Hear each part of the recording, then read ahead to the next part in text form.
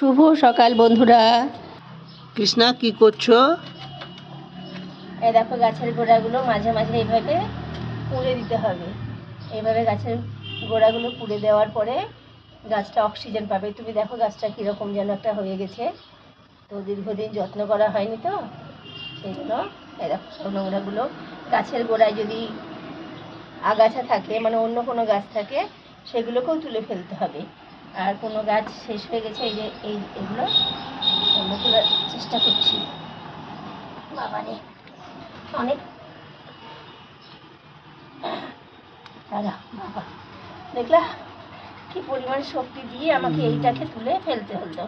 যত আগাছা, হ্যাঁ, তো এরকম থাকলে গাছের গোড়াগুলো, টবের গাছ তো টবের গাছ একটু বেশি যত্ন করতে হয়, আর মাটিতে গাছ লাগিয়ে দিলে সেটা নিয়ে আর কোনো ভাবনা চিন্তা থাকে না।